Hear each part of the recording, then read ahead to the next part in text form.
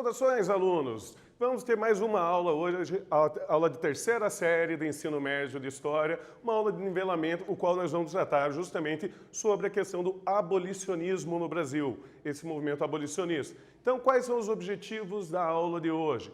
Rever as causas que levaram ao crescimento do movimento abolicionista no Brasil. Identificar os protagonistas desse processo e as principais legislações que ocorreram para garantir a abolição da escravidão no Brasil e compreender também as consequências do fim do trabalho escravo para a sociedade brasileira e para esses libertados que agora estão numa condição de trabalho assalariado. Vamos aqui para um conhecimento prévio. Você sabe quais são as três principais formas de trabalho que foram utilizadas ao longo de toda a história da humanidade? E você sabe qual é a diferença dessas formas? Eu respondo para vocês. Foi o trabalho escravo, o trabalho servil e o trabalho assalariado.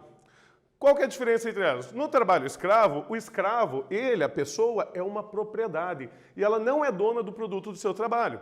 Já o servo, ele está preso à terra e ele deve obedecer o seu senhor. Ele tem um voto de fidelidade e ele não pode se movimentar, nem ser vendido. Enquanto o trabalhador assalariado recebe uma remuneração, isso é, dinheiro, em troca do seu trabalho. Ele vende o seu trabalho em troca de dinheiro.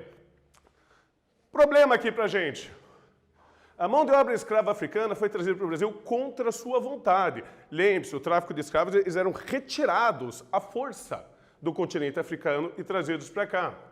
E aqui eles vinham trabalhar nos engenhos de cana-de-açúcar. Porém, também se envolveram em várias outras atividades produtivas. Como será que essa diáspora, esse espalhamento, essa retirada das pessoas da África para o Brasil influenciou a população que formaram o Brasil? Vamos contextualizar aqui que oficialmente a escravidão já acabou, da Lei Áurea, em 1888, já acabou. Mas isso ainda é um problema na sociedade brasileira. Entre 1995 e 2016, foram 11.939 trabalhadores libertados que estavam em condições próximas à condição de um trabalho escravo. Isso só em fazendas de cana-de-açúcar, ou seja, ainda é uma prática na produção de cana-de-açúcar o uso de trabalho escravo. Isso aí foi 22% de todos os trabalhadores libertados, foram esses das fazendas de cana-de-açúcar. Certo? Claro que os africanos não aceitavam esse trabalho de uma maneira muito relaxada, não. Você vai ter bastante resistência por parte dos africanos na condição do trabalho escravo. Entre 1807 e 1835, ocorreram mais de 20 revoltas e conspirações de escravos africanos no Brasil, procurando aí a sua liberdade. Também nós podemos ver que os rituais religiosos, a cultura, a música que eles mantinham era uma forma de resistência a uma dominação cultural que era imposto pelos portugueses e pelos europeus. E também nós temos aí as fugas, organizações de quilombos, compra de alforrias e processos na justiça em que eles procuravam garantir a sua libertação da condição aí de trabalho escravo. O movimento abolicionista vai se desenvolver principalmente depois da Guerra do Paraguai. E ele vai ser um movimento que vai envolver várias pessoas de várias camadas sociais, de várias camadas econômicas e etnias. Você vai ter alguns líderes africanos, afrodescendentes, que vão liderar esse movimento. Como aqui nós temos aqui Joaquim Nabuco, que era um grande legislador, parlamentar, deputado. Luiz Gama, um ex-escravo, que ele vai juridicamente conseguir se libertar. E André Rebouças, um engenheiro formado e amigo pessoal de Dom Pedro II. Todos esses aí vão ser alguns dos nomes importantes desse movimento. Então vamos para o quiz da aula de hoje. Sobre o movimento abolicionista no Brasil, é correto afirmar: A. Era um movimento formado exclusivamente por intelectuais brancos e de elite? B. Era um movimento com a participação de diversos ramos profissionais, de renda e de etnia? Ou letra C. Era um movimento exclusivamente de africanos escravizados? Vocês têm um tempinho aí para pensar e eu já retorno com a alternativa certa.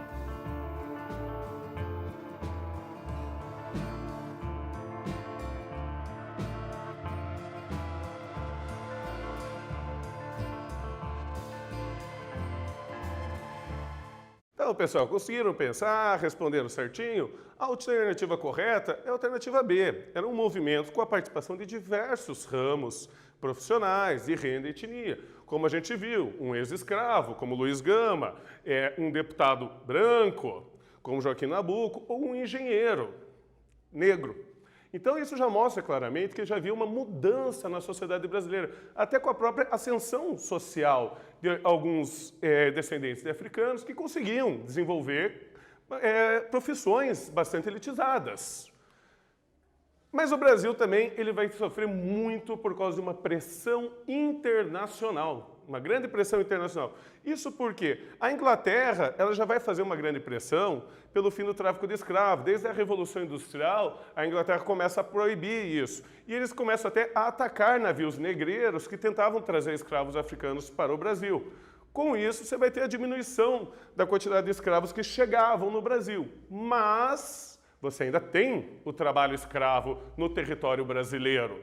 Tá? Mas com o tempo, e também com o desenvolvimento do movimento iluminista, a escravidão ela passa a ser vista como uma vergonha para toda a humanidade, você manter uma prática dessa.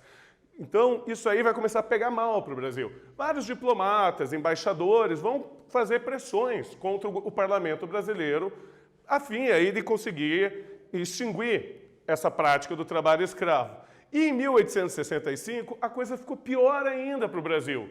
Por quê? Após a Guerra Civil Americana, aquela guerra que houve entre o norte e o sul dos Estados Unidos, e que envolvia a questão do trabalho escravo, os Estados Unidos aboliu a escravidão. E pronto. O Brasil passou a ser o único país no Ocidente a ainda manter a prática da escravidão. Então o Brasil começou a ficar isolado. A gente não tinha amigos para nos ajudarem a isso. Tá. O único aliado que a gente tinha que mantinha o trabalho escravo acabou de abolir. O Brasil, então, vai sofrer mais pressão internacional. E também, durante a Guerra do Paraguai, vamos lembrar que os escravos foram usados como soldados. Era oferecido para eles a possibilidade de serem libertados, caso lutassem a guerra. E eles morreram com bravura, lutaram. Foi um corpo muito importante para o Exército Brasileiro e para a vitória do Brasil sobre o Paraguai. Os soldados do Exército, aqueles soldados brancos, eles vão começar a ver cada vez mais esses soldados africanos como uma pessoa que era igual a eles, sangrou, lutou, defendeu a pátria. E por conta disso, o Exército vai passar cada vez mais a defender o abolicionismo também. Então, o próprio Exército já não era mais a favor dessa prática. Vamos lembrar que uma das funções que o Exército fazia quando estava em guerra era perseguir escravo foragido, que se escondia em quilombos, se escondia no mato. Eles vão se recusar a fazer isso. Então, o escravo que fugia, o Exército não vai ir atrás mais. E você vai ter também, tudo isso aí vai gerar uma reação do Brasil. O Brasil vai ter que reagir a esse isolamento, a esse pedido do abolicionismo. E eles vão tentar fazer aí uma série de legislações propondo uma abolição lenta e gradual. Fazer ela pouco a pouco, não fazer ela de maneira muito traumatizante, uma ruptura muito grande, mas fazer ela pouco a pouco. Então, com isso, o que ela procurava? A elite econômica, os fazendeiros, procuravam garantir que o processo ia sendo lento, para assim eles já irem explorando como substituir a mão de obra africana por uma outra mão de obra, que vão vir aqui os imigrantes europeus. Tá? Então, eles pretendiam, então, fazer essa substituição, e o que eles queriam? Ser indenizados. Eles queriam uma indenização, porque eles gastaram dinheiro comprando esse escravo. Então, agora, o que eles querem? Eles querem que, então, o governo pague para eles o dinheiro de volta, uma indenização pelo prejuízo que eles tiveram. A primeira das grandes leis aí que nós vamos ter do abolicionismo vai ser a Lei do Ventre Livre, patrocinada pelo Visconde do Rio Branco. E ele vai estabelecer que qualquer filho de escravo, nascido a partir dessa data, seria considerado livre. Então, os filhos, não os pais. Porém, ela estabelecia que, para ser libertado, o senhor receberia ou uma indenização de 600 mil réis do Estado, ou essa criança prestaria serviços até 21 anos de idade, sendo só libertada depois. Então, estabelecia ainda uma indenização. Na prática, essa lei não alforriou ninguém. Isso porque outras leis vão vir posteriormente. Então, nós temos também, por exemplo, a lei do sexagenário, que ela é promulgada em 1885. Essa lei declarava a liberdade dos escravos acima de 60 anos de idade. Mas eles ainda teriam que trabalhar 3 anos para indenizar o seu patrão. ou seja, só seriam alforreados na prática aos 63 anos de idade. O que era uma coisa até ofensiva, porque era muito raro uma pessoa chegar a essa idade naquela época, chegar aos 63 anos. E provavelmente a vida dela não duraria muito depois disso. As condições de saúde, de higiene e de medicina da época não eram tão favoráveis assim. E também declarava uma multa de 500 a 1.000 réis de quem acolhesse escravos fugidos. Ou seja, deixava mais difícil você ajudar a fuga de escravos, dava uma punição muito grande. Tá? Na prática, quantas pessoas foram alforreadas com essa lei? Quase ninguém. Por quê? Porque vem outra lei logo em seguida. Uma das leis mais famosas do Brasil. A Lei Áurea, assinada pela princesa Isabel no dia 13 de maio de 1888. Ela foi aprovada no parlamento no dia 8 de maio de 1888 e ela declarava extinta toda e qualquer escravidão no Brasil. E não dava nenhuma indenização, nem para os fazendeiros, nem para os ex-escravos. Ninguém ia ganhar nada de indenização. Ela foi sancionada no dia 13 de maio, ou seja, a sanção é quando a rainha assina, a princesa aqui no caso. Ela assina, que daí é a partir daquela data que a lei vale, que ela tem valor de verdade. Tá. Aqui eu trouxe para vocês uma imagem, que é a sessão do parlamento, a fotografia que aprovou a Lei Áurea. Essa sessão aí. Certo? Como resultado, o que vai acontecer como resultado aí da Lei Áurea? Você vai ter aí a extinção do trabalho escravo no Brasil. Esse trabalho ele passa a ser devidamente extinto. Porém, como que fica a condição desses escravos? Como fica a condição dos fazendeiros? Os fazendeiros, eles vão se sentir prejudicados pela lei, porque eles não foram indenizados. E justamente por falta dessa indenização, eles vão achar que a monarquia, então, não faz mais sentido para eles.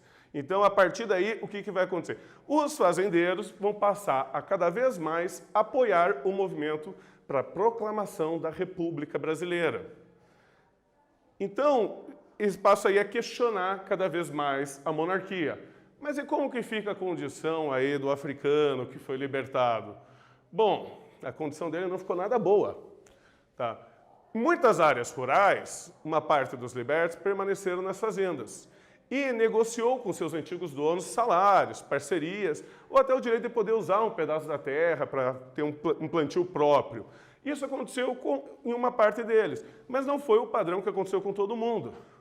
Outra parte migrou para as cidades, onde era muito difícil conseguir emprego. E vamos lembrar que a gente estava tendo aquela imigração europeia acontecendo ao mesmo tempo, que eram outros trabalhadores que competiam, então, com esses ex-escravos. Então, ficava muito difícil a condição deles de conseguir um bom emprego para a sobrevivência. Então, existia toda essa competição. Sem contar que você vai ter o desenvolvimento do racismo, como a gente diz, a brasileira. Esse racismo que é disfarçado, ele é implícito, ele é silencioso e tornava a vida do ex-cativo muito difícil. Nunca houve no Brasil uma lei assim que proibisse, que instituísse um racismo, como foi no caso dos Estados Unidos. Você tem várias leis ali que oficializavam. Mas a sociedade ela agia por debaixo do pano, de maneira discreta, proibindo as práticas como capoeira, as religiões de matrizes africanas, perseguindo isso, mostrando aí um preconceito e um racismo contra essa população. Apesar disso, eles procuravam a sobrevivência. Como? Se organizando em grupos de lazer, em clubes esportivos, centros religiosos, organizando suas escolas de samba, seus bailes de carnaval, organizando aí as suas próprias coisas. Então, você tinha as sociedades operárias de negros, por exemplo, que muitas delas, inclusive, ao longo de todo o território brasileiro, você tem vários clubes operários 13 de maio, fazendo referência justamente à Lei Áurea, à abolição do trabalho escravo. Vamos, então, para mais uma atividade nossa. No que diz respeito à abolição da escravatura, o Brasil passou por um lento processo de mudança que culminou com a Lei Áurea, em 1888. Acerca desse processo, assinale a alternativa incorreta. Letra A. A Lei do Ventre Livre, defendida por deputados das principais províncias cafeeiras, proporcionava liberdade somente aos filhos de escravos nascidos no Brasil. Ou letra B. O movimento abolicionista cresceu nas zonas urbanas, como também as pressões escravas, através de fugas e rebeliões. Ou letra C. A lei do sexagenário, que concedeu liberdade aos escravos com mais de 60 anos, teve alcance pouco significativo, podendo ser avaliada como uma concessão para frear o movimento abolicionista. Vocês terão aí um tempinho para pensar e eu já retorno com a alternativa correta.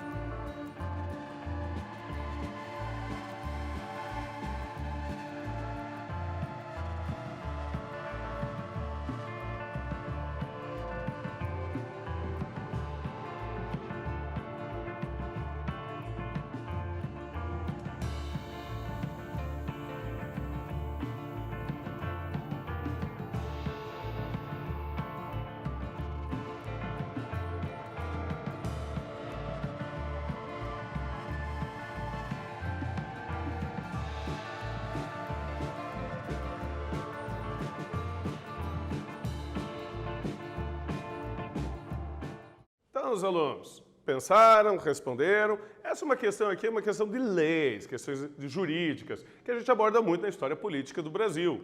E a correção da atividade é a letra A. A lei do ventre livre, defendida por deputados das principais províncias cafeeiras, proporcionava liberdade somente aos filhos de escravos nascidos no Brasil? Não, essa alternativa está incorreta, porque ela também foi defendida por deputados de outras províncias aí ao redor, e ela decretava os filhos de todos os escravos nascidos a partir daquela data. Mesmo os escravos que tinham sido importados, trazidos de fora, seus filhos seriam libertados também, não era só dos escravos brasileiros. Então, essa é a alternativa que encontra-se incorreta nessa atividade.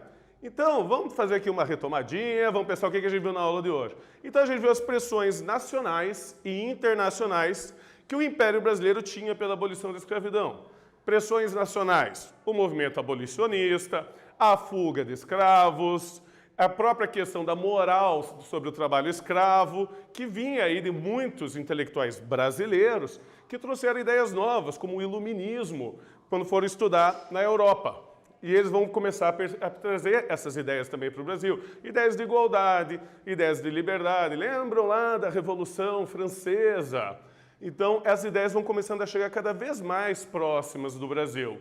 Tá? As pressões internacionais, a Inglaterra pressionando pelo fim do tráfico de escravos, os Estados Unidos, que abole a sua escravidão através de uma guerra muito traumática para eles, e, ao abolir a escravidão, isola o Brasil internacionalmente, como o único país ocidental a ainda se utilizar do trabalho escravo.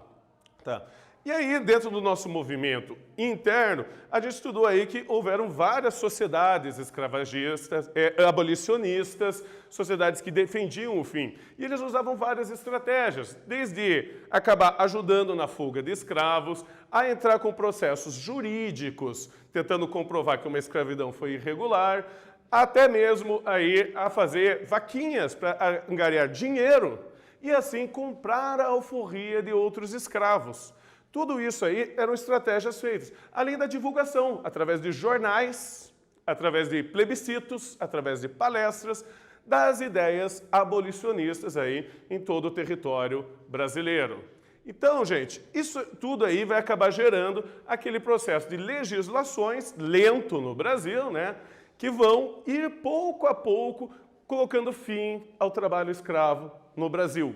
Colocando fim ao trabalho escravo legalizado, aquele trabalho que estava na lei, a lei autorizava. Tá? Isso não quer dizer que a gente não tenha até hoje no Brasil algumas pessoas que estão sendo submetidas a trabalho parecido com o trabalho de escravo, porque oficialmente ele acabou, ele está proibido. Mas nós temos algumas situações, como a gente já mencionou na nossa problematização da aula. Então, gente, gostaria de agradecer a todos por ter visto essa aula e até a próxima.